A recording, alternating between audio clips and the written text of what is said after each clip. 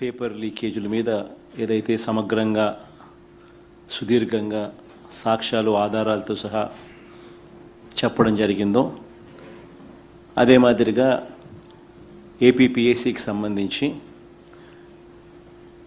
మా ప్రభుత్వ హయాంలో ఏదైతే చంద్రబాబు నాయుడు గారు తప్పుడు ఆరోపణలు చేశారో ఆ ఆరోపణలకు సంబంధించి కూడా సమగ్రమైన వాస్తవాలతో కూడిన సాక్ష్యాలు ఆధారాలతో కూడిన వివరాలన్నీ కూడా తెలియచెప్పడం జరిగింది.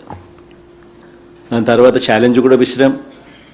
మేము రెడీ, మీరు రెడీనా సిబిఐకి 2 మ్యాటర్స్ ఇవ్వడానికి అని చెప్పి కూడా సవాలు కూడా విసిరాం.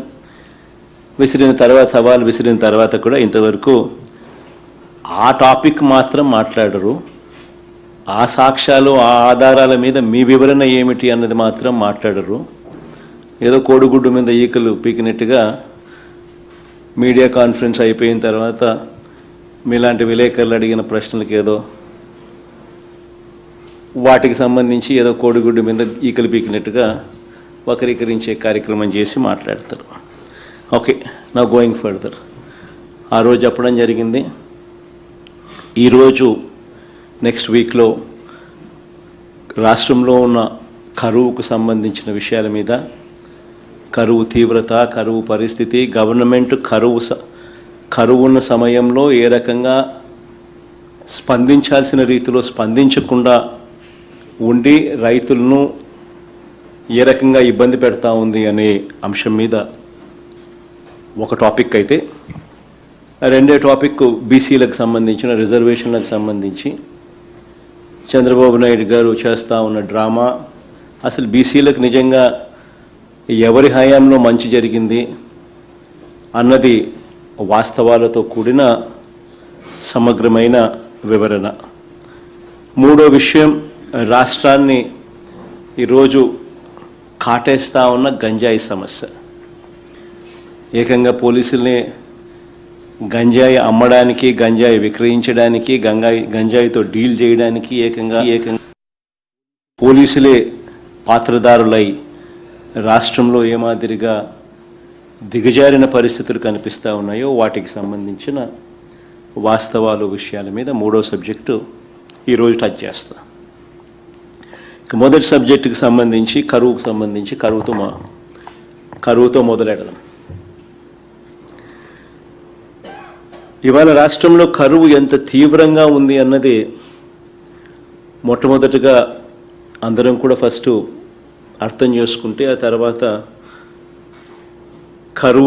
ఇలాంటి కరువు తీవ్రతలో చంద్రబాబు నాయుడు గారు స్పందించిన తీరు మీద ఆ తర్వాత అందరికీ కూడా అర్థమవుతుంది ఏ మాదిరిగా చంద్రబాబు నాయుడు గారు అన్యాయంగా ప్రవర్తిస్తూ ఉన్నాడు అనే దాని మీద. ఇంత తీవ్రంగా కూడా కరువు ఉన్నప్పటికీ కూడా చంద్రబాబు నాయుడు గారు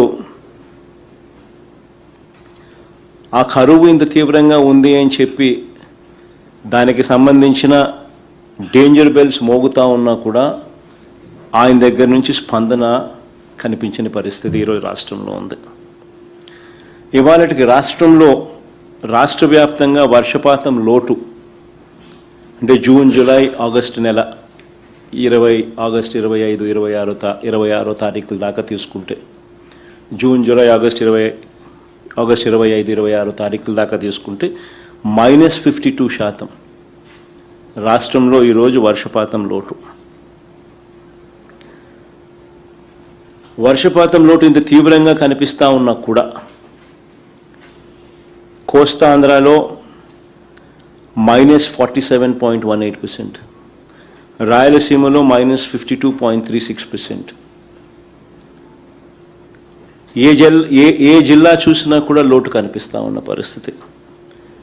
కానీ ఇంత దారుణమైన పరిస్థితి ఉన్నా కూడా చంద్రబాబు నాయుడు గారు కుంభకర్ణుడిని తలపిస్తూ నిద్ర నటిస్తూనే ఉన్నాడు తప్ప రైతులకు మంచి చేసే కార్యక్రమాలు ఇంతవరకు ఏదీ కూడా చేస్తూ అడుగులు పడలేదు.